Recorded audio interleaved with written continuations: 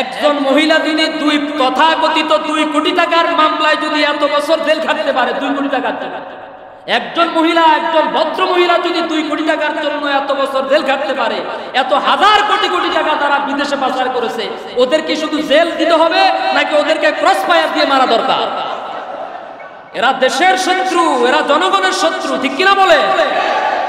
হাজার হাজার কত হাজার কোটি টাকা চুরি করছে, নিজেরাও জানে। গত সপ্তাহের আরেকটা খবর, আমি সবগুলো সংগ্রহ করে রাখি আলহামদুলিল্লাহ।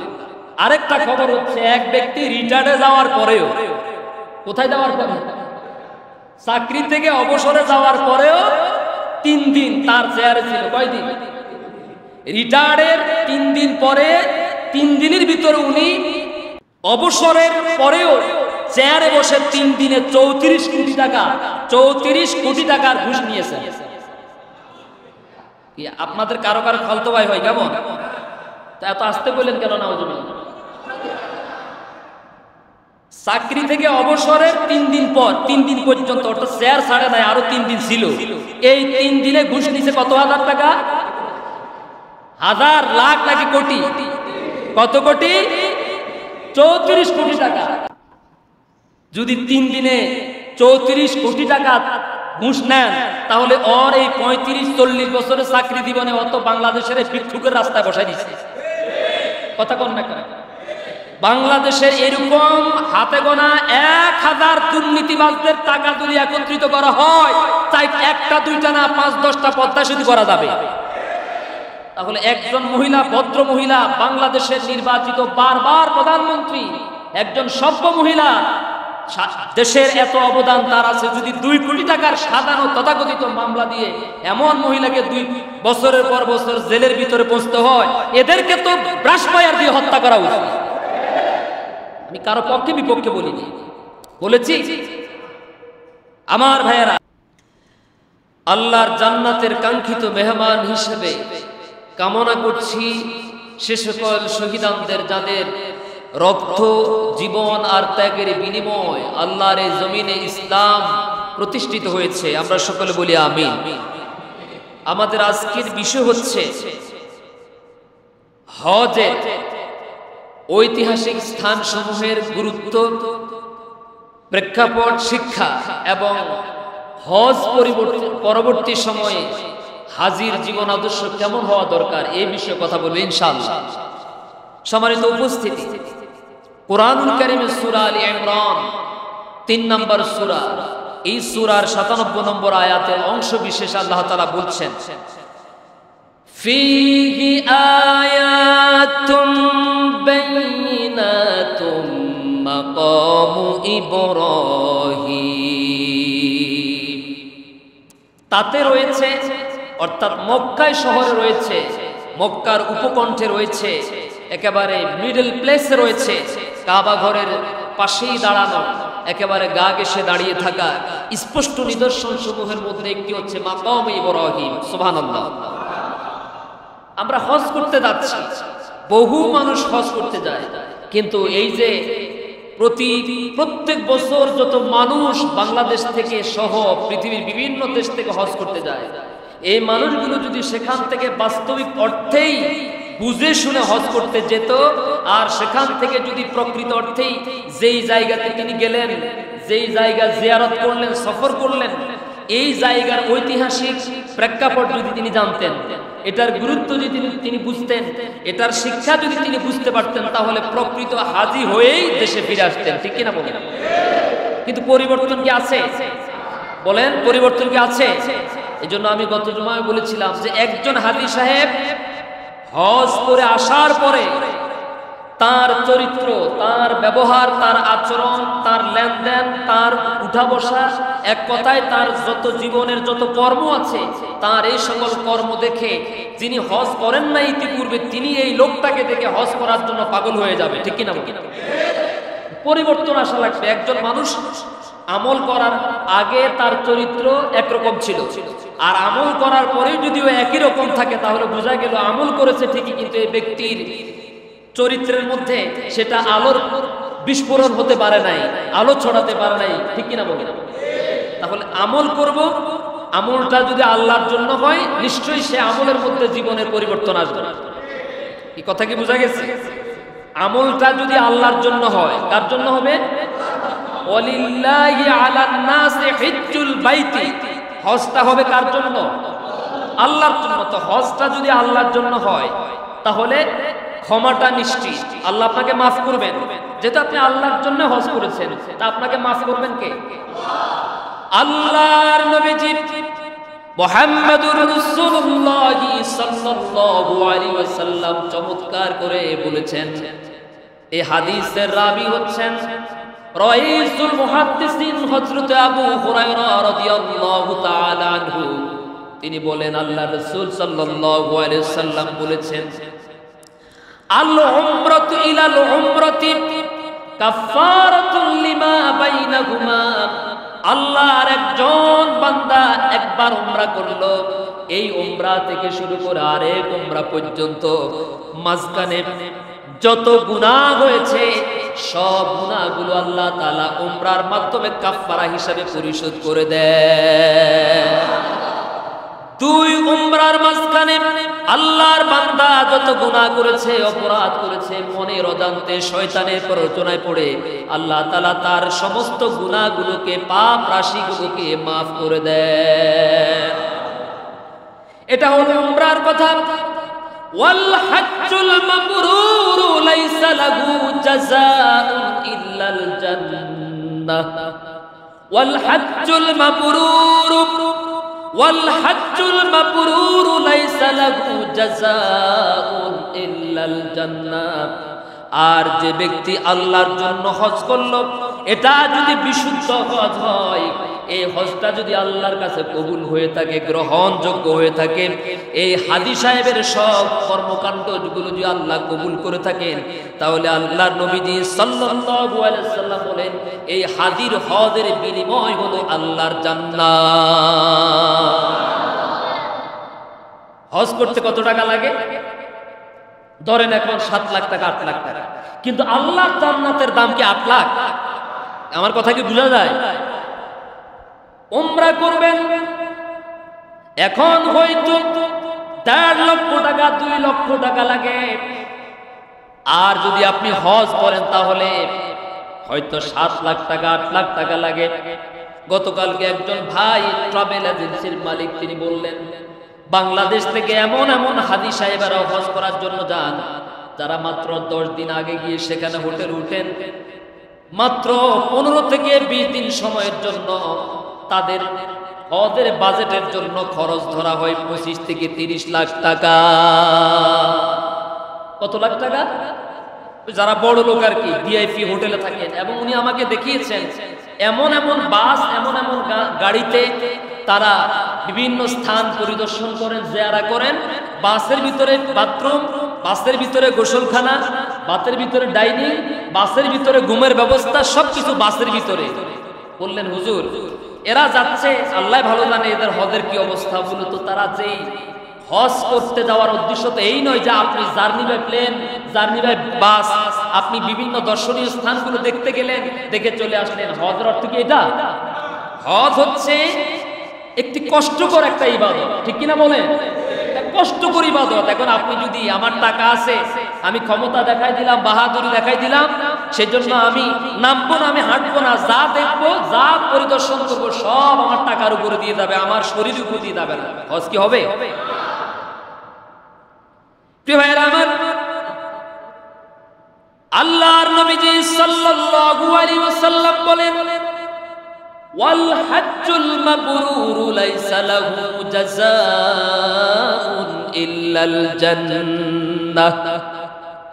আল্লাহ যদি কোন একজন বান্দা বান্দির হজকে কবুল করে নেন, গ্রহণ করে ফেলেন, তাহলে এই হজের বিনিময় 8 লক্ষ টাকা নয়, 7 লক্ষ টাকা নয়, আল্লাহ তার বান্দাকে কবুল করবেন, হজ কবুল করবেন, বিনিময়ে আল্লাহ তাকে অমিয় জান্নাতের মেহমান বানায়া দেবে। কথা কি আমার? বিশ্বাস করেন সবাই? আমরা বিশ্বাস করি না, মুখে যদি হয়তো হুজুরের তালে তালে বলি, আসলেই যদি আমরা মসজিদে মাহফিলে যেভাবে হাত উঁচু করে বলি ইয়েস নো, সুবহানাল্লাহ, আলহামদুলিল্লাহ। এই মানুষগুলো যদি আমরা ঠিক থাকতাম তাহলে সমাজ এবং রাষ্ট্র আরো বহু আগে ঠিক হয়ে যেত, ঠিক কিনা বলে? প্রিয় ভাইরা, আল্লাহর একটা জান্নাত, সুমহান জান্নাত আল্লাহ আপনাকে দেবেন, ওটার দাম 8 লাখ টাকা। তাহলে চিন্তা করে দেখুন কিভাবে হজ করা দরকার, কিভাবে নিয়তটাকে পরিশুদ্ধ করা দরকার। আমি এর জন্য প্রায় বলে থাকি যে নামের আগে আল হাজ শব্দটা লেখার জন্য কি যাচ্ছেন? মানুষ আপনাকে হাদিস সাহেব বলবে এই জন্য যাচ্ছেন, নাকি ওই যে আল্লাহর নবীর একটা হাদিস আপনি শুনেছেন জুমার দিন, যে আল্লাহ তাআলা বলেছেন হাদিস সাহেব নিয়তটা যদি বিশুদ্ধ হয়, আল্লাহ যদি কাজগুলোকে কবুল করে ফেলেন, তাহলে এটার বিনিময় কি? আরো জোরে বলে, এমন একটা জান্নাত আমি তোমারে দান করব। সুবহানাল্লাহ। গোটা দুনিয়া, শুধু বাংলাদেশ নয়, গোটা দুনিয়া নয়, নবমণ্ডল ভূমণ্ডলকে বিক্রি করে যদি আপনি আল্লাহর জান্নাতের একটা জায়গায় সামান্য একটু অংশ কিনতে চান, আল্লাহর কসম আপনার জন্য সেই জায়গা কিনা সম্ভব নয়। কারণ ওই জান্নাতের মালিককে, মালিক যদি আপনার কাছে না বিক্রি করেন আপনি কিনতে পারবেন? আপনার জায়গা আছে, আমার দরকার, জায়গা আপনার দরকার কার? আমার। দোকান করব, মার্কেট করব, বাড়ি করব। এখন আমি আপনার এই জায়গার দাম আছে 30,000 টাকা, প্রকৃতই 30,000 টাকা, কিন্তু আমি কিনতে চাই, আপনি আমার কাছ থেকে বিক্রি করবেন না। আমি যদি বলি যে ভাই 30,000 টাকা না 30 লাখ টাকা দেব, আপনি যদি বিক্রি না করেন, আমার বাপের ক্ষমতা আছে সেখানে বাড়ি করার, আপনি বিক্রি করবেন। আপনি না বিক্রি করলে আমি তো কিনতে পারবো না। এখন জান্নাত হচ্ছে আল্লাহ, জান্নাত কার? এটা কি চোর ডাকাতকে দিবেন? কথা কথা, জান্নাতে কোন জালিম যেতে পারবে? কোন চোর যেতে পারবে? কোন ধর্ষণকারী যেতে পারবে? পরের হক নষ্টকারী যেতে পারবে? যেতে পারবে। জান্নাত হচ্ছে ওই সমস্ত ব্যক্তিদের জন্য যাদের জীবনের সকল কাজ কেবলমাত্র শুধুমাত্র আল্লাহর জন্য। সুবহানাল্লাহ। তাহলে হজের প্রতিদান, হজের বিনিময় কি? আর জোরে বলেন। অন্য হাদিসে একই রাবী তার থেকে বর্ণিত আল্লাহর হাবিব সাল্লাল্লাহু আলাইহি ওয়াসাল্লাম বলেন, মান হাজ্জা ফালাম ইয়ারফুস ওয়ালাম ইয়াফসুক রাজা'a কায়াউমি ওয়ালাদাতহু উম্মুহু, রাওয়াহু মুত্তাফাকুন আলাইহি। আল্লাহর নবীজি বলেন, যে ব্যক্তি আল্লাহর জন্য হজ পালন করল, কার জন্য? আরো জোরে বলেন। আমার শব্দের দিকে খেয়াল করেন, হাদিসের শব্দ, আয়াতের শব্দের দিকে খেয়াল করেন। হজটা কার জন্য?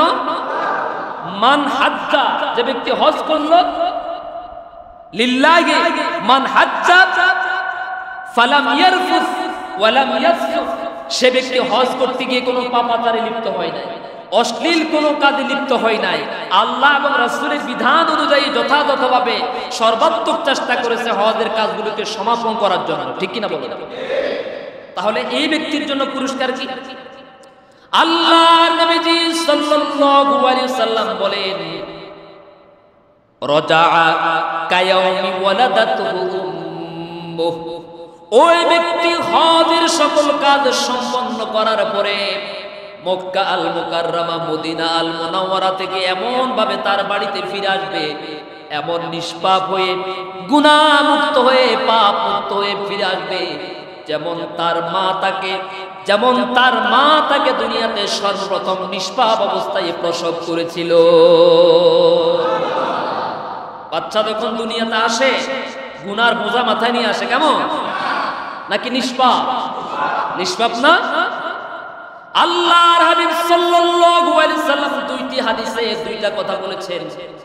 এক জায়গায় বলেছেন, একই রাবী থেকে বর্ণিত হাদিস, দুইটা হাদিসই বুখারী এবং মুসলিম শরীফের মধ্যে কিতাবুল হজ্জের মধ্যে এসেছে। আল্লাহ নবীজি সাল্লাল্লাহু আলাইহি সাল্লাম বলেন, যে ব্যক্তির হজ করতে গেল আর অশ্লীল কাজ থেকে, পাপাচার থেকে বিরত ছিল, আল্লাহ তাআলা তাকে এমন ভাবে বাড়িতে ফিরিয়ে দিবেন যেমন করে তার মা তাকে দুনিয়াতে সর্বপ্রথম নিষ্পাপ অবস্থায় প্রসব করেছে। আর যে ব্যক্তি নিষ্পাপ, যার কোনো গুনাহ নাই, তার ঠিকানা জাহান্নামে হবে। কেমন? কোথায় হবে? সুবহানাল্লাহ বলে। এই জন্য ওই হাদিসের ব্যাখ্যা করেছেন, হাদিস দিয়ে হাদিসের ব্যাখ্যা করেছেন যে ওয়াল হাজ্জুল মাবরুর লাইসা লাহু জাযাউন ইল্লাল জান্নাহ, যার কোনো গুনাহ নাই, যার হজকে আল্লাহ কবুল করে ফেলেছেন, যে ব্যক্তির হজের নিয়তের মধ্যে কোনো গুনাহ নাই, নিয়তের মধ্যেও কিন্তু গুনাহ থাকে কিনা বলে। আপনি যদি নিয়ত করেন যে টাকা পয়সা হয়েছে, মেয়ে বিয়ে দিয়েছি, জামাই জানে আমার অনেক টাকা পয়সা আছে, যদি হজ করতে না দেয় তাহলে জামাই আমারে কি বলবে, বিয়ায় আমারে কি বলবে, এলাকার লোক আমারে কি বলবে, এই জন্য টাকা কয়লা গেল আর কি গেল আর কি, এটার জন্য আমার কোনো আফসোস নাই। কত টাকা আসে, কত জায়গা দিয়ে কত টাকা আবার চলে যায় কিনা বলেন। আমাদের বাংলাদেশের বুজুর্গানে দিন নাই, কেমন এরা বুজুর্গানে দিন না, এরা বুজুর্গানে অন্ধকার, ঠিক কিনা বলেন। চতুর্দিক থেকে অন্যায় ভাবে অপরাধের রাস্তা দিয়ে তাদের কাছে এত কোটি কোটি টাকা আসে, কিভাবে আসে আর কিভাবে যায় ওরা নিজেরাও টের পায় না। এক বদমাশ এই তো কয়েকদিন আগে ধরা পড়ছে, হাইকোর্ট থেকে তার বিরুদ্ধে এখন রুল জারি হয়ে গেছে, তার সমস্ত সম্পদকে জব্দ করা হবে। এই লোকটার নাম হচ্ছে বেনজির হামদা। বেনজির শব্দের অর্থ হচ্ছে যার কোনো উদাহরণ হয় না, যার কোনো উপমা নাই, যার কোনো দৃষ্টান্ত নাই। নামের সাথে কামের মিল আছে। এত বেশি দুর্নীতি করছে গত কয়েক বছরে, বিশ্বাস করেন কত হাজার কোটি টাকা আছে ও নিজেও জানে না। একজন আইজিপি, পুলিশের একজন আইজিপি কত টাকা বেতন পান, কতটা বাড়ি আছে, কতটা গাড়ি আছে, কোন কোন দেশে কত হাজার কোটি টাকা আছে উনি নিজেও জানেন না। সুবহানাল্লাহ নাকি নাউজুবিল্লাহ। এরকম চোর, এরকম ডাকাত কি বাংলাদেশে একজন নাকি হাজার হাজার? আরো জোরে বলেন। একজন মহিলা তিনি তথাকথিত 2 কোটি টাকার মামলায় যদি এত বছর জেল খাটতে পারে, 2 কোটি টাকার জন্য একজন মহিলা, একজন ভদ্র মহিলা যদি 2 কোটি টাকার জন্য এত বছর জেল খাটতে পারে, এত হাজার কোটি কোটি টাকা তারা বিদেশে পাচার করেছে, ওদেরকে শুধু জেল দিতে হবে নাকি ওদেরকে ক্রস ফায়ার দিয়ে মারা দরকার? এরা দেশের শত্রু, এরা জনগণের শত্রু, ঠিক কিনা বলে। হাজার হাজার কত হাজার কোটি টাকা চুরি করছে নিজেরাও জানে। গত সপ্তাহের আরেকটা খবর, আমি সবগুলো সংগ্রহ করে রাখি আলহামদুলিল্লাহ। আরেকটা খবর হচ্ছে এক ব্যক্তি রিটায়ার্ডে যাওয়ার পরেও, কোথায় যাওয়ার পরে, চাকরি থেকে অবসরে যাওয়ার পরেও 3 দিন তার চেয়ারে ছিল। কয়দিন? রিটায়ার্ডের 3 দিন পরে 3 দিনের ভিতরে উনি কত কোটি টাকা কামাইছে একটু দেখায়, আন্দাজে তো বলা যাবে না।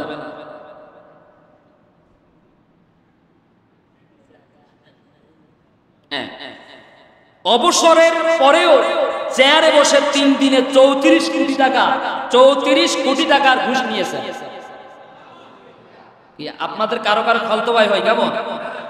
তা এত আসতে বললেন কেন? নাউজুবিল্লাহ। চাকরি থেকে অবসরের 3 দিন পর, 3 দিন পর্যন্ত, অর্থাৎ চেয়ার ছাড়ে নাই, আরো 3 দিন ছিল।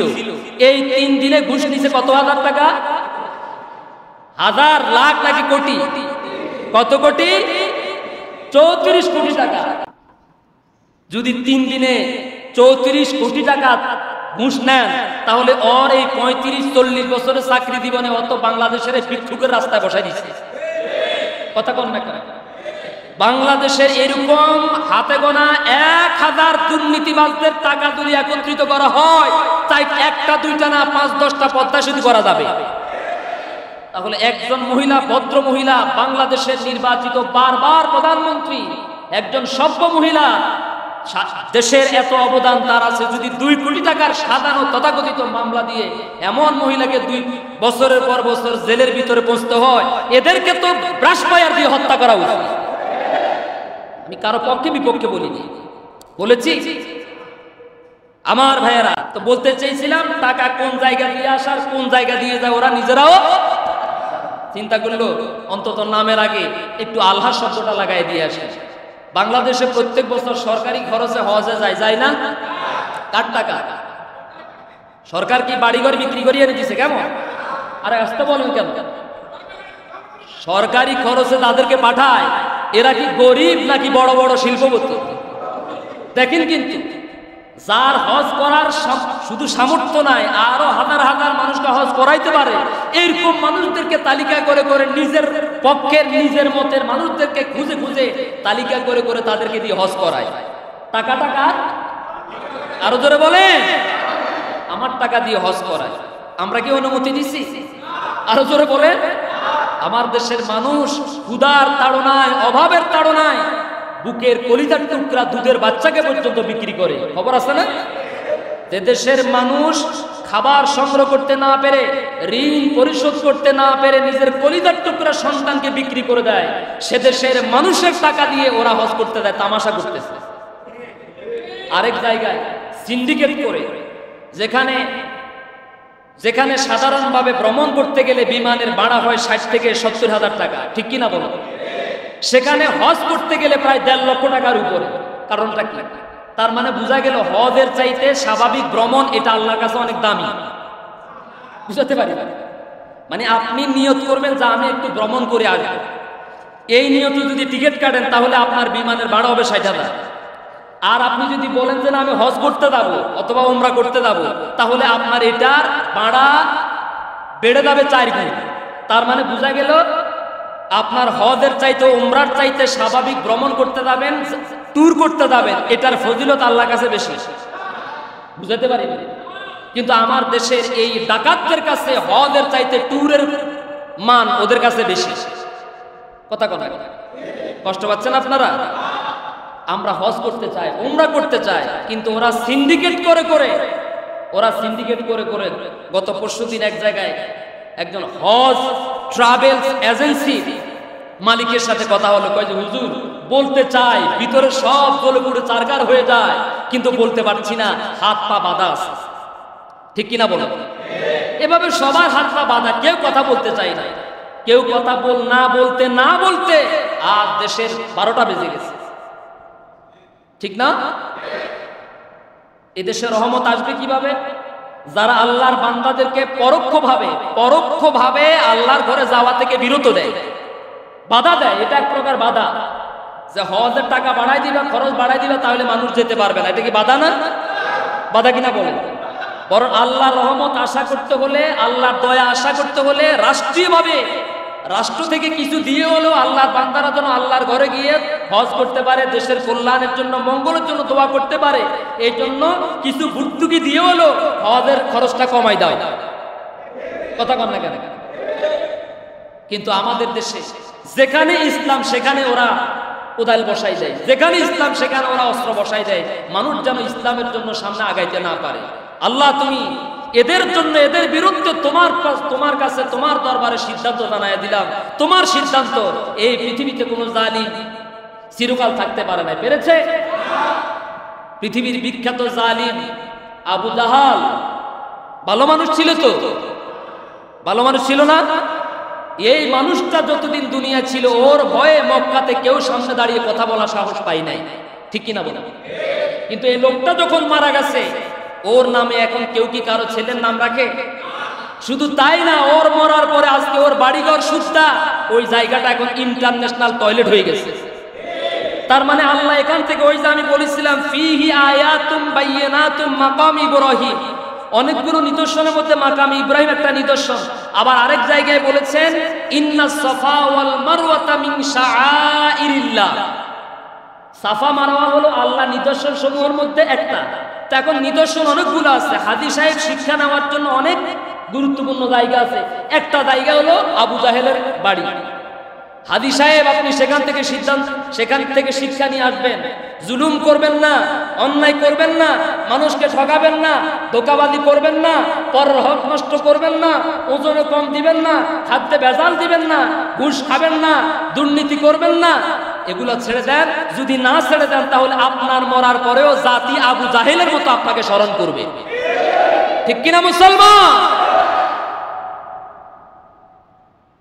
হজে গেল মানুষ, সেখান থেকে শিক্ষা গ্রহণ করেন।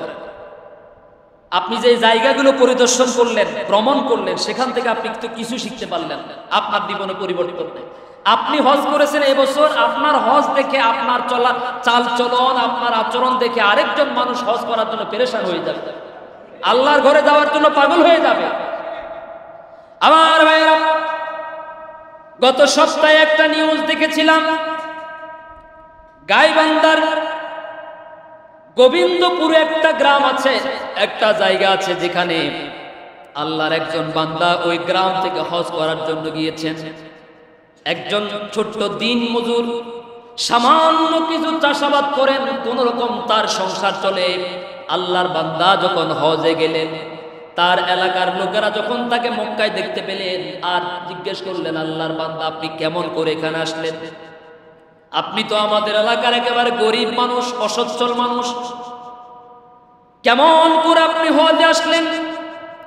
আল্লাহর বান্দা হাজী সাহেব দুই চোখ থেকে দুই ফোঁটা পোনা দিয়ে দুই ফোঁটা পানি ছেড়ে দিয়ে নরম সুরে জবাবটা দিয়ে বললেন, আজ থেকে 18-20 বছর আগে নিয়ত করেছিলাম হজের আলোচনা, হজের তাফসীর শোনার পরে মনের মধ্যে আগ্রহ জন্মালো, ইচ্ছা পোষণ করলো, যেমন করে হোক, যে কোনো মূল্য হোক, আল্লাহর ঘরে আমি যাবই যাব, হজ করবই। সুবহানাল্লাহ বলেন। এখন কেমন করে করব? মাত্র কয়েক শত টাকা দিয়ে আমার যেই চাষাবাদের জায়গা ছিল, বাড়ির যে সামান্য কিছু জায়গা ছিল, ওই জায়গার মধ্যে আমি হজের নিয়তে গাছের চারা রোপণ করেছিলাম। ইচ্ছা ছিল এই গাছগুলো যেদিন বড় হবে এগুলো বিক্রি করে আমি আল্লাহর ঘরে হজ করার জন্য যাব। 20 বছর আগে আমি আমার কৃষি জমির মধ্যে এবং আমার ঘরের আশেপাশে সেই সামান্য কিছু জায়গার মধ্যে গাছ রোপণ করে দিলাম। গাছগুলো যখন আস্তে আস্তে বড় হতে লাগলো, আমার এলাকার মানুষেরা যখন রাতের বেলা ঘুমের মধ্যে নিমগ্ন হয়ে যায়, আমি তখন রাতের বেলা তাহাজ্জুদের নামাজ আদায় করে তাহাজ্জুদের নামাজ পড়ে গাছের কাছে প্রতিদিন চলে যেতাম। আর এই গাছগুলোকে হাত দিয়ে স্পর্শ করতাম, আল্লাহর কাছে বলতাম, রব্বুল আলামিন এই গাছগুলোকে তাড়াতাড়ি বড় করে দাও, এই গাছগুলোকে তাড়াতাড়ি মোটা করে দাও, কারণ গাছগুলো বড় হওয়ার আগে, মোটা তাজা হওয়ার আগে আমি যদি দুনিয়া থেকে চলে যাই তাহলে হজ না করে মারা যাওয়ার কারণে মনের মধ্যে একটা কষ্ট আমার থেকে যাবে। আমার এলাকার মানুষগুলো যখন রাতের বেলা ঘুমের মধ্যে ডুবে থাকতো, আমি তখন তাহাজ্জুদের নামাজ আদায় করে গাছের কাছে চলে যেতাম আর আল্লাহর কাছে প্রতিদিন দোয়া করে আসতাম গাছগুলো যেন তাড়াতাড়ি বড় হয়, মোটা হয়। 18 বছর পূর্ণ হয়ে গেল। গত কয়েকদিন আগে আমি একটা গাছ বিক্রি করলাম 30,000 টাকা।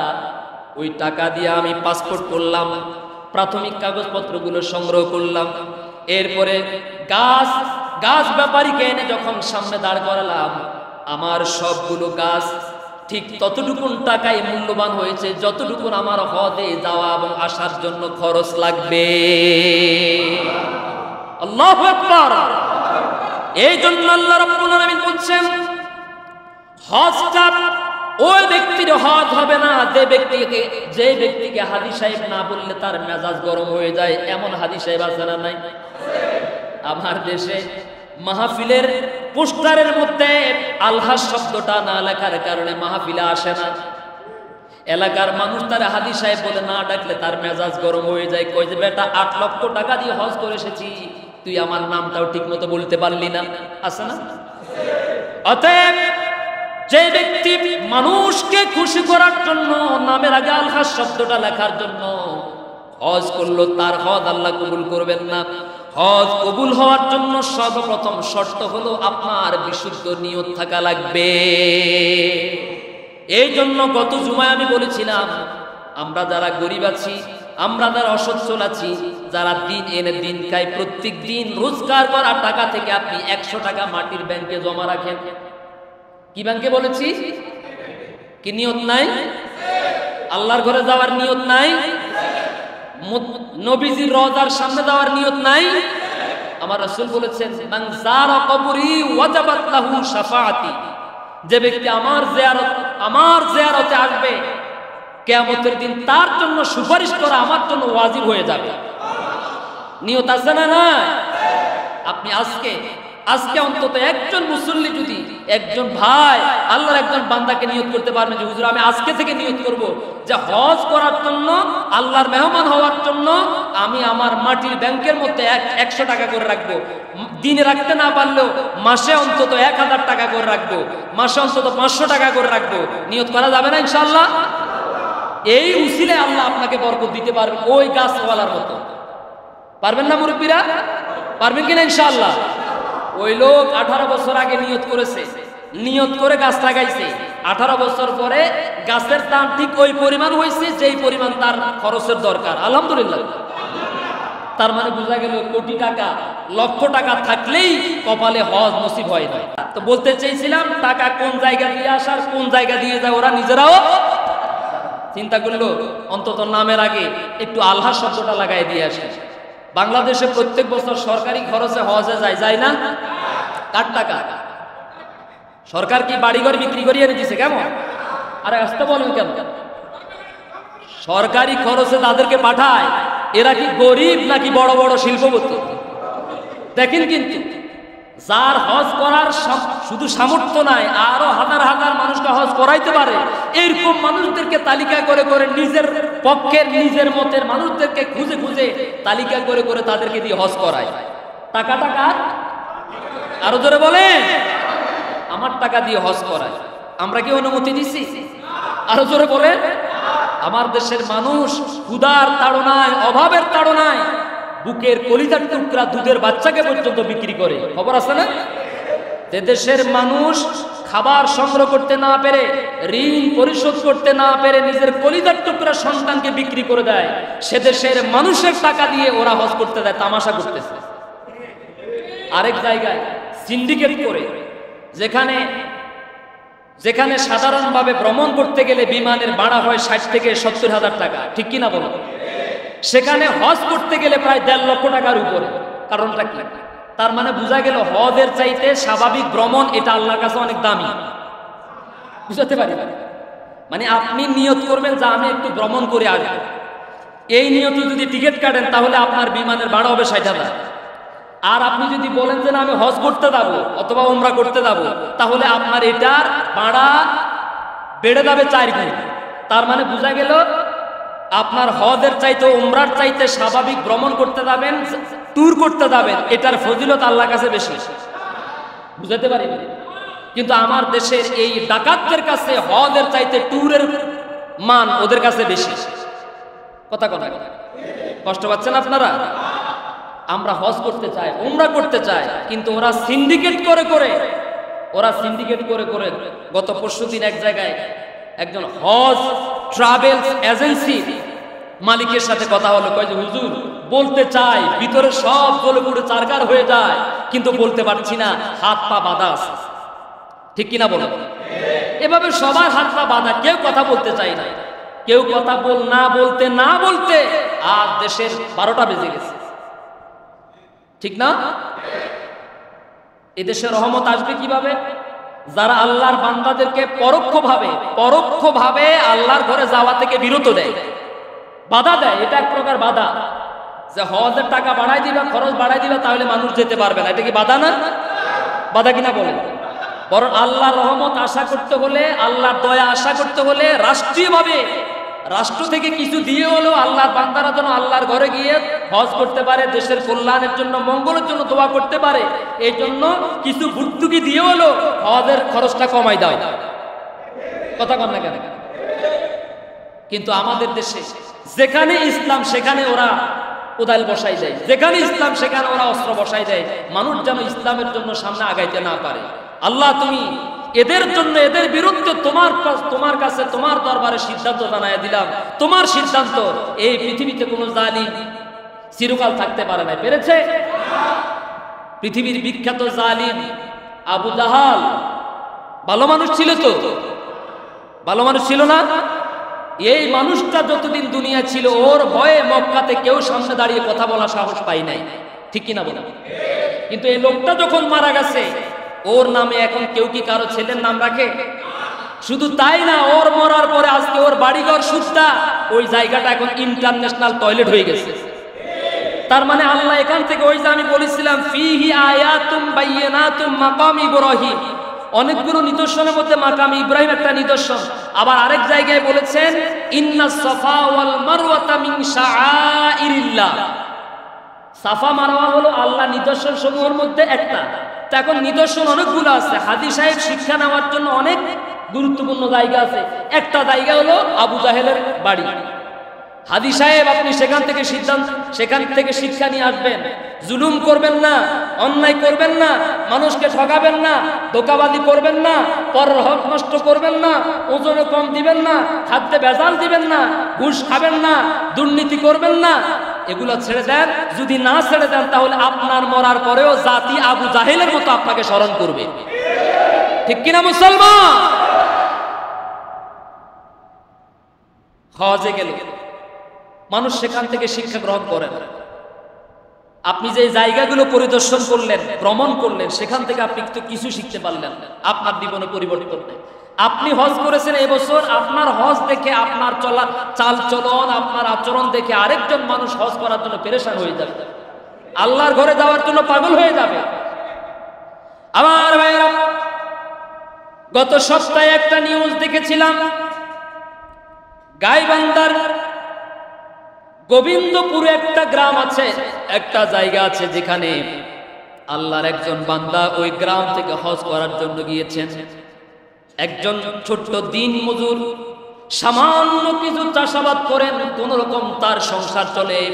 আল্লাহর বান্দা যখন হজে গেলেন, তার এলাকার লোকেরা যখন তাকে মক্কায় দেখতে পেলেন আর জিজ্ঞেস করলেন, আল্লাহর বান্দা আপনি কেমন করে এখানে আসলেন? আপনি তো আমাদের এলাকার একেবারে গরিব মানুষ, অসচ্ছল মানুষ, কেমন করে আপনি হজে আসলেন?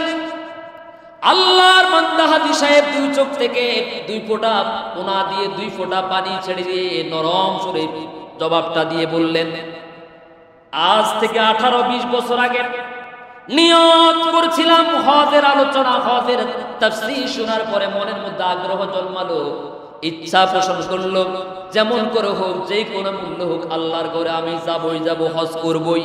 সুবহানাল্লাহ বলেন। এখন কেমন করে করব? মাত্র কয়েক শত টাকা দিয়ে আমার যেই চাষাবাদের জায়গা ছিল, বাড়ির যে সামান্য কিছু জায়গা ছিল, ওই জায়গার মধ্যে আমি হজের নিয়তে গাছের চারা রোপণ করেছিলাম। ইচ্ছা ছিল এই গাছগুলো যেই দিন বড় হবে, এগুলো বিক্রি করে আমি আল্লাহর ঘরে হজ করার জন্য যাব। 20 বছর আগে আমি আমার কৃষি জমির মধ্যে এবং আমার ঘরের আশেপাশে সেই সামান্য কিছু জায়গার মধ্যে গাছ রোপণ করে দিলাম।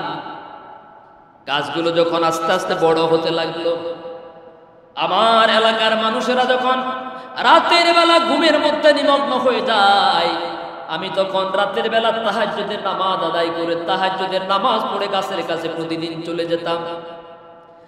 আর এই গাছগুলোকে হাত দিয়ে স্পর্শ করতাম, আল্লাহর কাছে বলতাম, রব্বুল আলামিন এই গাছগুলোকে তাড়াতাড়ি বড় করে দাও, এই গাছগুলোকে তাড়াতাড়ি মোটা করে দাও, কারণ গাছগুলো বড় হওয়ার আগে, মোটা তাজা হওয়ার আগে আমি যদি দুনিয়া থেকে চলে যাই, তাহলে হজ না করে মারা যাওয়ার কারণে মনের মধ্যে একটা কষ্ট আমার থেকে যাবে।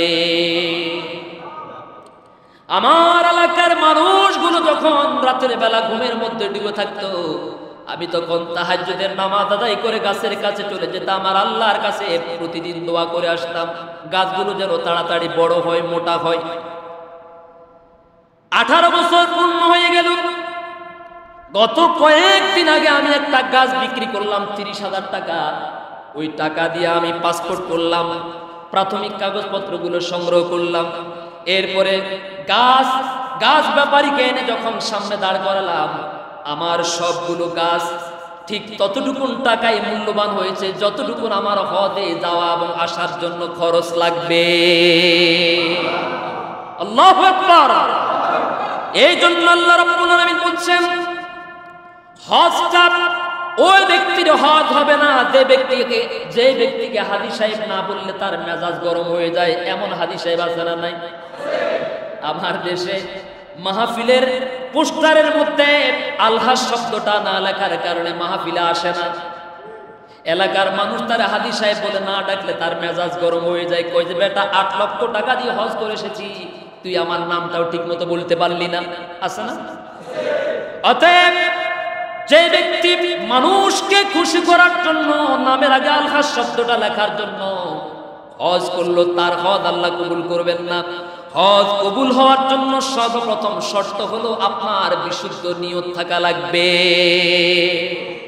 এই জন্য গত জুমায় আমি বলেছিলাম, আমরা যারা গরিব আছি, আমরা যারা অসচ্ছল আছি, যারা দিন এনে দিন খাই, প্রত্যেক দিন রোজগার করা টাকা থেকে আপনি 100 টাকা মাটির ব্যাংকে জমা রাখেন। কি ব্যাংকে বলেছি? কি নিয়ত নাই? আল্লাহর ঘরে যাওয়ার নিয়ত নাই? নবীজির রওজার সামনে যাওয়ার নিয়ত নাই? আমার রাসূল বলেছেন, মান যারা কবরি ওয়াজাবাত লাহু শাফাআতি, যে ব্যক্তি আমার জিয়ারতে আসবে, কিয়ামতের দিন তার জন্য সুপারিশ করা আমার জন্য ওয়াজিব হয়ে যাবে। নিয়ত আছে না? না। আপনি আজকে অন্তত একজন মুসল্লি, যদি একজন ভাই আল্লাহর একজন বান্দাকে নিয়ত করতে পারবেন যে হুজুর আমি আজকে থেকে নিয়ত করব যে হজ করার জন্য, আল্লাহর মেহমান হওয়ার জন্য আমি আমার মাটির ব্যাংকের মধ্যে 100 টাকা করে রাখবো, দিনে রাখতে না পারলেও মাসে অন্তত 1000 টাকা করে রাখবো, মাসে অন্তত 500 টাকা করে রাখবো, নিয়ত করা যাবে না ইনশাআল্লাহ? এই উসিলে আল্লাহ আপনাকে বরকত দিতে পারবেন, ওই গাছওয়ালার মতো। পারবেন না মুরব্বীরা? পারবেন কিনা ইনশাআল্লাহ? ওই লোক 18 বছর আগে নিয়ত করেছে, নিয়ত করে গাছ লাগাইছে, 18 বছর পরে গাছের দাম ঠিক ওই পরিমাণ হয়েছে যেই পরিমাণ তার খরচের দরকার। আলহামদুলিল্লাহ। তার মানে বোঝা গেল কোটি টাকা, লক্ষ টাকা থাকলেই কপালে হজ নসিব হয় না।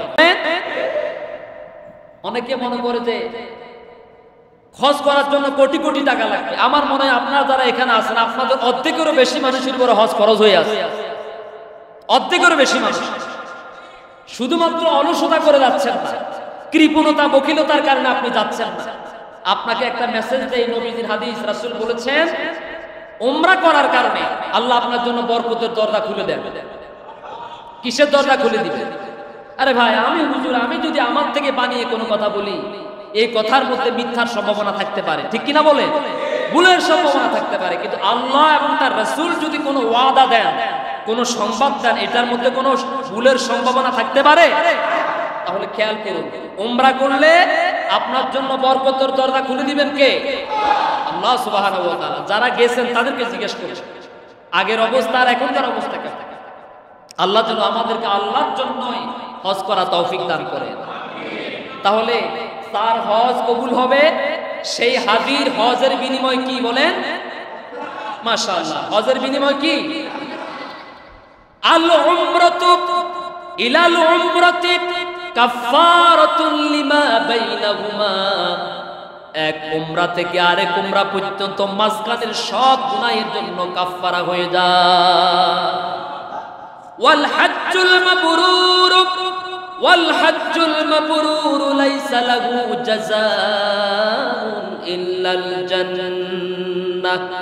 যে ব্যক্তির হজ আল্লাহর কাছে কবুল হয়ে যাবে, যেই হাজী সাহেবের হজ আল্লাহর কাছে গৃহীত হয়ে যাবে, আল্লাহ রাব্বুল আলামিনের নবীজি বলেন তার বিনিময় হলো এই 8 লক্ষ টাকার বিনিময়, হজের বিনিময় হলো আল্লাহর জান্নাত। গোটা দুনিয়া বিক্রি করে আল্লাহর জান্নাতের 2 ডিসিম কিনা যাবে কি? সবাই কি বিশ্বাস করে? আচ্ছা, আপনাদের এই আক্তার মিয়ার হাটে বাজারের উপরে একটা বিটার দাম ধরেন 10 লাখ টাকা। এই 10 লাখ টাকা দিয়ে আপনি কি হারিজ চৌধুরী বাজারের একেবারে মিডল প্লেসে 10 লাখ টাকা দিয়ে ওই মানের একটা বিটা কিনতে পারবেন? নাকি আরো বেশি টাকা লাগবে? আবার এই হারিজ চৌধুরী বাজারে যেই পরিমাণ টাকা দিয়ে যেই পরিমাণ জায়গা কিনতে পারবেন, ওই পরিমাণ টাকা দিয়ে মাইজদি শহরে জেলা প্রশাসক মহোদয়ের কার্যালয়ের পাশে জায়গা কিনতে পারবেন? নাকি আরো টাকা লাগবে?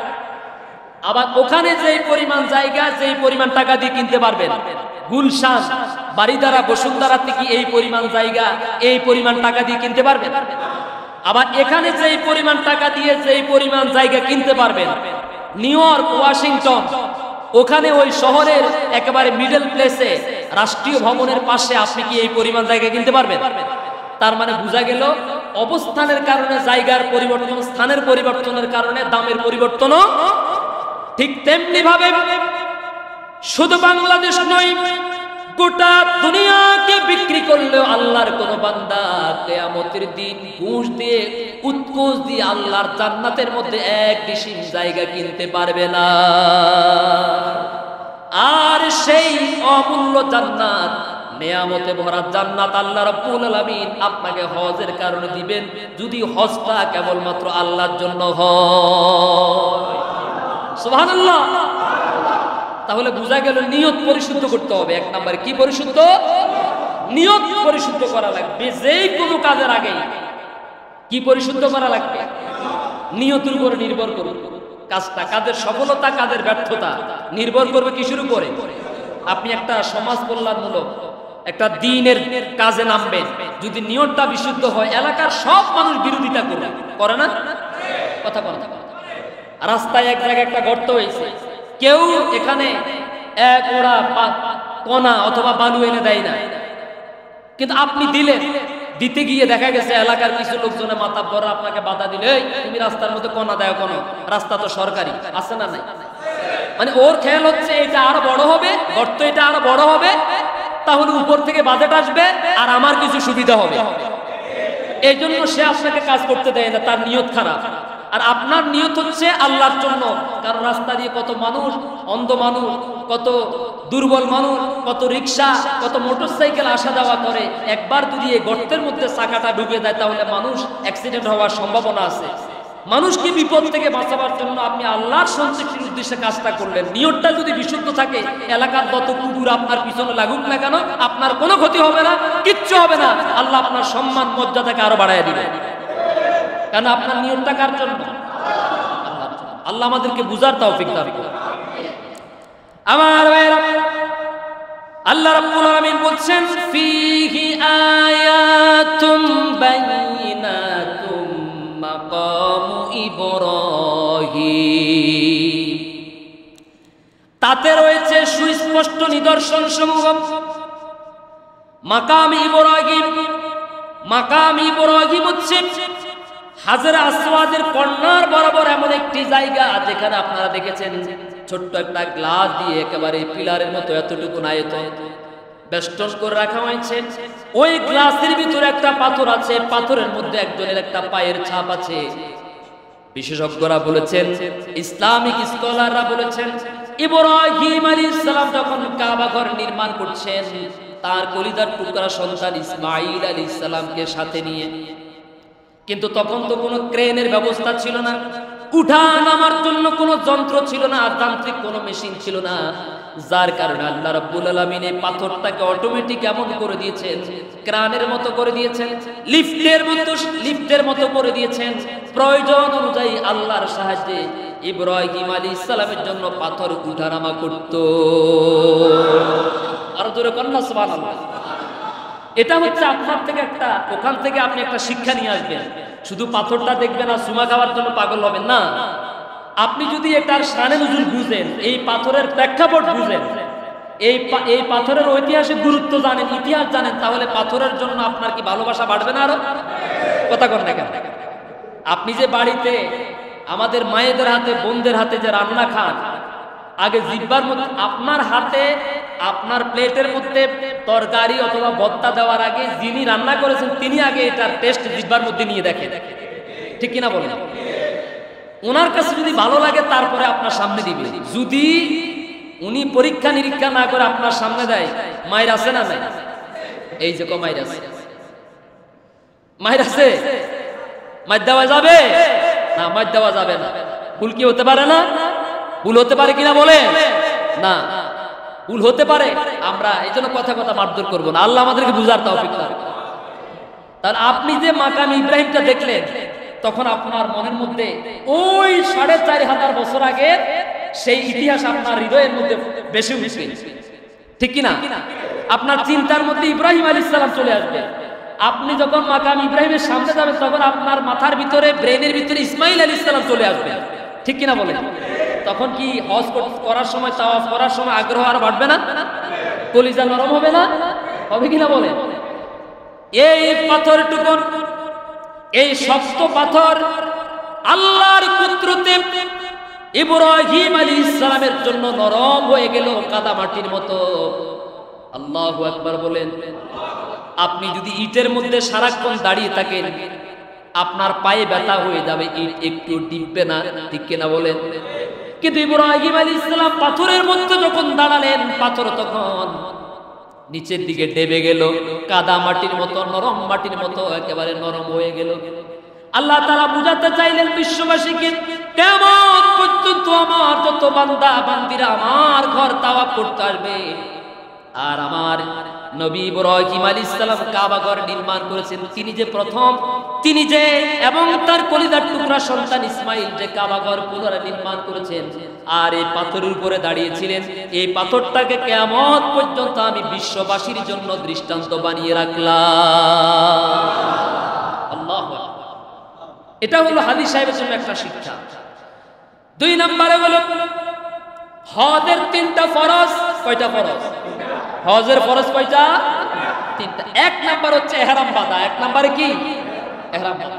ইহরাম বাবে ইফআল থেকে, অর্থাৎ হারাম হয়ে যাওয়া, নিষিদ্ধ হয়ে যাওয়া। মানুষ যখন মরে যায়, তারা যখন কাফনের কাপড় জড়িয়ে দেওয়া হয়, হাত পা বেঁধে ফেলে, সে তখন এই হাত পা বাঁধা অবস্থায় গরু জবাই করতে পারে, ক্ষেত কোবাইতে পারে, কারোর সাথে কথা বলতে পারে, কিছু করার ক্ষমতা আছে তা? খেয়াল করে হাজী সাহেব যখনই গায়ের মধ্যে ইহরামের কাপড় জড়িয়েছেন, এখন তিনি আর তার নাই, এখন তিনি কার? এখন দুনিয়ার আর কোনো চিন্তা চেতনা লেনদেন এখন আর তার মাথার মধ্যে না। মাথার মধ্যে একটাই, কার চিন্তা? আল্লাহর চিন্তা। ইহরামের কাপড় জড়ানোর অর্থ হচ্ছে আপনি মরে গেছেন, আপনি আর নাই। কথা কন না? বলবেন হুজুর সেটা কেমন কথা? যখন একজন মানুষ মারা যায়, মারা যাওয়ার পরে তারে গোসল দিতে নাই, গোসল দিতে নাই না? আর একবার হাজী সাহেব যখন হজ করতে যান, হজ করতে যাওয়ার আগে তিনি কি শারীরিকভাবে পরিষ্কার পরিচ্ছন্ন হওয়া লাগে না? তাহলে মিল আছে তো? 1 নাম্বার মিল। 2 নাম্বার হচ্ছে গোসল করানোর পরে তারে সুন্দর করে কাপড় চোপড় পরিধান করে দেওয়া হয়। দেওয়া হয় কিনা বলে? ওই একই কাপড় তো হাজী সাহেবকে দেওয়া হয়। ইহরামের কাপড় কিন্তু আলাদা কোনো কাপড় না, ওইটা হচ্ছে মুর্দার কাপড়। মুর্দার যে কাপড়, ইহরামেরও হাজী সাহেবের একই কাপড়। হাজী সাহেবকে কাপড় জড়ায় দিলেন, দেওয়ার পরে এবার হাজী সাহেব হেঁটে হেঁটে এয়ারপোর্টে যাবেন নাকি গাড়িতে করে যাবেন? হ্যাঁ, বাড়ি থেকে হেঁটে যাবেন। মোহাম্মদপুর থেকে যদি কোনো হাজী সাহেব হজ করতে যান, প্রথমে এয়ারপোর্টে যাওয়া লাগবে না? নাকি এখানে বিমানবন্দর আরেকটা হবে? যেটা হওয়ার কথা এটার খবরও নাই, ঠিক কিনা বলেন? তো এখন কিভাবে যাবে? গাড়িতে করে না? গাড়িতে করে যাবে। তো গাড়িতে করে যাবে, তো গাড়ির চাকা কয়টা? প্রাইভেটের চাকা কয়টা? একটা নাকি 4টা? 4টা। মসজিদের যে খাটিয়া আছে, এই খাটিয়ার চাকা কয়টা? 4 কোনায় কয়টা আছে? খেয়াল করে মিলে দেখেন। মসজিদের খাটিয়া যেমন 4 চাকা বিশিষ্ট, হাজী সাহেব যে গাড়িতে করে এয়ারপোর্টে যাবেন, সেই গাড়ির চাকাও 4টা। আমার ভাইয়েরা, একজন মুর্দাকে যখন খাটিয়া করে কবরের দিকে নিয়ে যাওয়া হয়, তখন তার বন্ধু বান্ধব, আত্মীয় স্বজন, মা বাবা, জামাই, বেয়াই, ছেলে, ঠিক কিনা বলেন? সবাই তাকে বিমানবন্দর পর্যন্ত এগিয়ে দিতে যায়, সবাই তার কবর পর্যন্ত আগায়া দিতে যায়, যাই কিনা বলেন? বাবার সাথে সন্তানের যত সম্পর্ক থাকুক না কেন, সন্তানের সাথে বাবার যত সম্পর্ক থাকুক না কেন, মায়ের সাথে তার কলিজার টুকরা সন্তানের যত সম্পর্ক থাকুক না কেন, স্বামীর সাথে তার স্ত্রীর যত সম্পর্ক থাকুক না কেন, বন্ধুর জন্য বন্ধুর যতই ত্যাগ থাকুক না কেন, নেতার জন্য তার কর্মীর যত অবদান থাকুক না কেন, আমার ভাইয়েরা যতই অবদান থাকুক না কেন, কবর পর্যন্ত সবাই যাবে, এরপর আর কেউ সামনে যাবে না। যাবে? বলেন যাবে? আজ পর্যন্ত কি এমন হয়েছে স্বামী মারা গেছে, স্ত্রী বলছে আমিও থাকবো না, আমিও মারা যাবো? কথা কন না? বরং স্বামী মারা যাওয়ার সাথে সাথে স্ত্রী কি কয়? কয় যে ও মা, ঘরের মধ্যে ডর লাগে, তাড়াতাড়ি বার করেন। কথা কন না? 2-1 ঘন্টা দেরি হলে কয় যে লাশের থেকে দুর্গন্ধ বাইরে, তাড়াতাড়ি দাফনের ব্যবস্থা করে। আমি কি ভুল বলেছি? কলিজার টুকরা সন্তান, যার জন্য সবগুলো রেখে গেলেন, সেই সন্তান জানাজার নামাজে হুজুর একটু কথা বলতে গিয়ে 2 মিনিট বেশি হলে তখন ইমাম সাহেবকে বলে, হুজুর জানাজার নামাজে এত লম্বা করার দরকার নাই, টাইম এত বেশি করার দরকার নাই, তাড়াতাড়ি লাশ দাফনের ব্যবস্থা করে। ছেলে বলে বাবার কথা, ঠিক কিনা বলে? তার মানে বোঝা গেল কবর পর্যন্ত। ভালোবাসা কোন পর্যন্ত? আল্লাহর কসম, আমাদের দুনিয়ার যে ভালোবাসা, এই ভালোবাসা কোন পর্যন্ত? কবর পর্যন্ত। এরপর আর কেউ যাবে যাবে যাবে তিনটা জিনিস। কয়টা জিনিস বলেন? কয়টা জিনিস? সদকাতুন জারিয়া এক নম্বরে, কি 2 নম্বর হচ্ছে উপকারী এলেম, 3 নম্বর হচ্ছে আপনার নেককার সন্তান। কন্যা সুবহানাল্লাহ। এবার দেখুন তো, আপনার আপনজনেরা, আত্মীয় স্বজনেরা আপনাকে এবার ওই যে বিমানবন্দর পর্যন্ত, বিমানবন্দর মানে কবর পর্যন্ত, একটু মিলাই দেখেন। মনোযোগ আছে আমার দিকে? আছে তো? মরার পরে আগায় দিবে কোন পর্যন্ত? আর হজে গেলে আগায় দিবে কোন পর্যন্ত? আপনি যদি বলেন যে আমার একটু টাকা পয়সা বেশি আছে, আমার একটু এই হাদি সাহেবের সাথে প্লেন পর্যন্ত উঠার সুযোগ দেন, দিবে? কথা বলেন, দিবে? উঠতেই দেবে না, কারণ কাগজপত্র আছে যার, ভিসা পাসপোর্ট যার আছে, তাকেই কেবলমাত্র ভিতরে ঢুকতে দেওয়া হবে, নাকি কেউ ঢুকতে পারবে? এবার হজের সাথে ইহরামের সাথে মিলাই দেখেন, এয়ারপোর্টে যখন ঢুকবেন সর্বপ্রথম আপনার কাগজপত্রগুলো যাচাই বাছাই করা হবে। আল্লাহর কসম, কাগজপত্রের মধ্যে যদি সামান্য পরিমাণ ভুল হয়, তাহলে সামনে বিমান উঠা তো দূরের কথা, এক কদমও সামনে পা বাড়াতে পারবেন না। পারবে? তার মানে বোঝা গেল এয়ারপোর্টে আপনাকে কাগজপত্র চেক করা হবে, হবে না?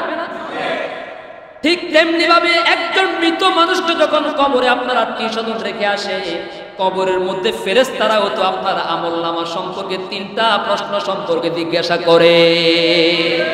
মিলে কিনা দেখেন তো? মিলে। ওইদিকে কবর, এইদিকে এয়ারপোর্ট, ঠিক না? প্রশ্ন জিজ্ঞাসা করবে। এয়ারপোর্টে যদি কাগজপত্র ঠিক হয় তাহলে সামনে যেতে পারবে না, দরজা খোলা, ঠিক না বলে?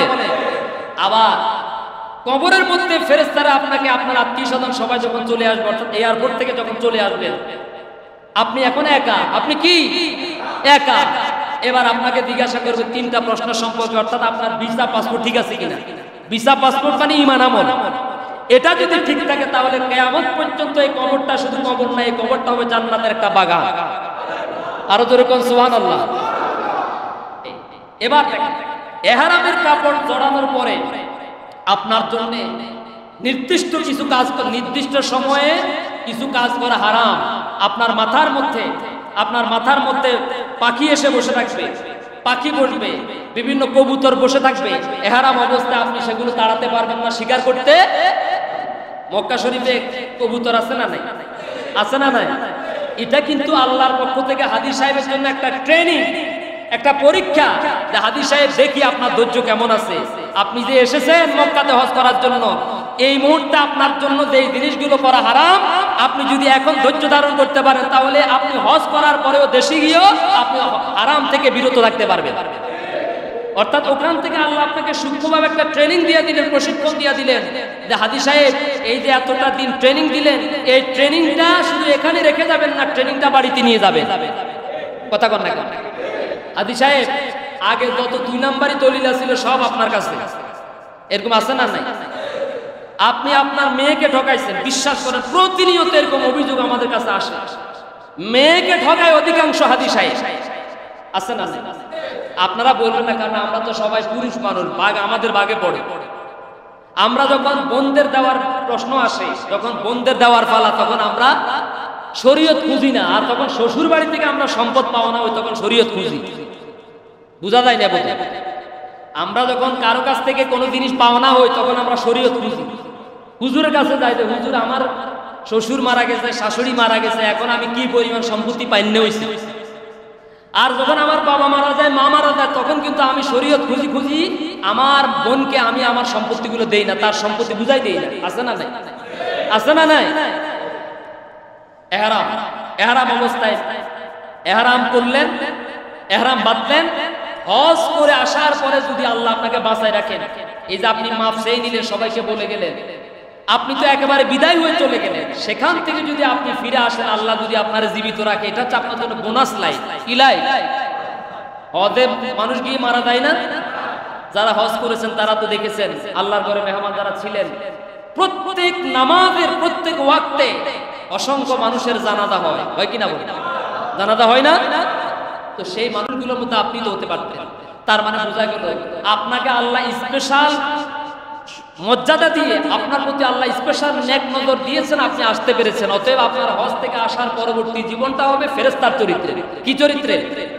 আপনি মিথ্যা কথা বলতে পারবেন, আপনি কাউকে ঠকাতে পারবেন না, আপনি ঘুষ খাইতে পারবেন না, আপনি দুর্নীতি করতে পারবেন না, আপনি ওজনে কম দিতে পারবেন না, আপনি প্রতিবেশীর উপর জুলুম করতে পারবেন না। এক কথায় আপনার আদর্শ, আপনার চরিত্র হবে সাহাবী চরিত্র। সুবহানাল্লাহ। এক ব্যক্তি এখন যাই বলি, এখন আর কয় যে হুজুরটা হুজুরে বলুক, আমারটা আমি বলি। ঘুষ একদিন ছেড়ে দিবে, যেদিন চাকরি ছেড়ে দিবে সেদিন ঘুষও ছাড়ি দিবে। বুঝলেন না?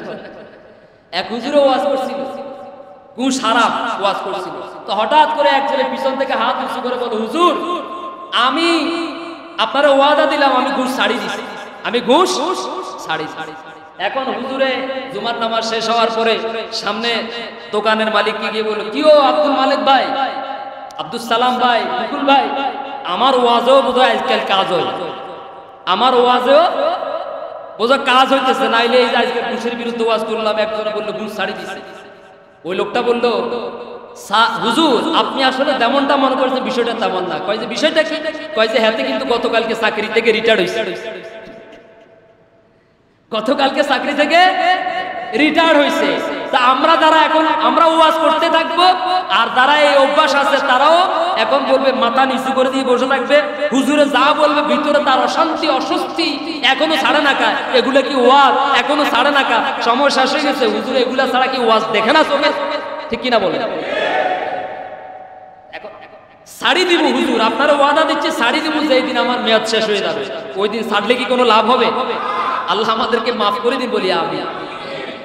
আগামী জুমা থেকে, যেহেতু হজের মাস সময় শেষ, আগামী জুমা থেকে ইনশাআল্লাহ যেই আল্লাহর যে নিদর্শন, যেমন মাকাম ইব্রাহিমের কথা এখনো শেষ হয় নাই, এখানে এর আরেকটা গুরুত্বপূর্ণ তথ্য আছে। তাওয়াফ করতেছেন কেন? বাম দিক থেকে তাওয়াফ শুরু হয় কেন? ডান দিক থেকে শুরু করেন না কেন? এই তাওয়াফের কারণটা কি? এখান থেকে কি শিক্ষা আছে? সাফা মারওয়া কেন সাই করবেন? না করলে সমস্যা কি? এখান থেকে শিক্ষা কি? শয়তানকে কেন পাথর মারবেন? এই পাথর মারার এই ঐতিহাসিক প্রেক্ষাপট কি? মিনা মুজদালিফায় কেন যাবেন? এটার প্রেক্ষাপট কি? এটার ঐতিহাসিক গুরুত্ব কি? এখান থেকে শিক্ষা কি? আরাফার ময়দানে কেন যাবেন? এই আরাফার ময়দানের ঐতিহাসিক প্রেক্ষাপট কি? এটার সওয়াব কি? এটার শিক্ষা কি? ইনশাআল্লাহ ধারাবাহিকভাবে আগামী জুমা থেকে ইনশাআল্লাহ আমরা এভাবে এর পরবর্তীতে আলোচনা করব মক্কা আল মুকাররমার ঐতিহাসিক গুরুত্ব, মদিনা আল মুনাওয়ারার ঐতিহাসিক গুরুত্ব এবং মর্যাদা শিক্ষা। আল্লাহ তাআলা আমাদের সবাইকে সুস্থ এবং সুন্দর জীবন দান করুন, সকলে বলি আমিন। সবার জীবনে গুনাহগুলো আল্লাহ তাআলা মাফ করে দিন বলি আমিন। যারা হজ করতে গিয়েছেন আল্লাহ তাআলা তাদের হজকে কবুল করুন বলি আমিন। আরেকটা শিক্ষা রয়ে গেছে, এই যে আন্তর্জাতিক একটা স্লোগান, দল যার যার স্লোগান কিন্তু একটাই, লাব্বাইক আল্লাহুম্মা লাব্বাইক লা শারীকা লাক লাব্বাইক ইন্নাল হামদা, বলেন ইন্নাল হামদা ওয়ান নি'মাতা লাকা ওয়াল মুলক লা শারীকা লাক। এই স্লোগান কে বিএনপি, কে আওয়ামী লীগ, কে চরমনাই, কে শর্ষিনা, কে বাংলাদেশ জামাত ইসলামী, কে ইরানের, কে পাকিস্তানের, কে ইন্ডিয়া, কে সৌদি আরবের, সেখানে কি এরকম কোনো পরিচয় আছে? সবার মুখে কিন্তু স্লোগান, কথা কর না কেন, স্লোগান কয়টা? তার মানে বোঝা গেল পৃথিবীতে আন্তর্জাতিক স্লোগান একটা। আন্তর্জাতিক স্লোগান কয়টা? একটা। ইনশাআল্লাহ আগামী জুমাবারে স্লোগান দিয়ে শুরু করবে ইনশাআল্লাহ। আসবেন তো ইনশাআল্লাহ? আল্লাহ তাআলা আমাদের সবাইকে সুস্থ এবং সুন্দর জীবন দান করুন, বিপদ মুসিবত থেকে আল্লাহ আমাদেরকে হেফাজত রাখুন। হাদী সাহেবের হজকে আল্লাহ তাআলা কবুল করুন বলি আমিন। আসসালামু আলাইকুম ওয়া রাহমাতুল্লাহি ওয়া বারাকাতুহু।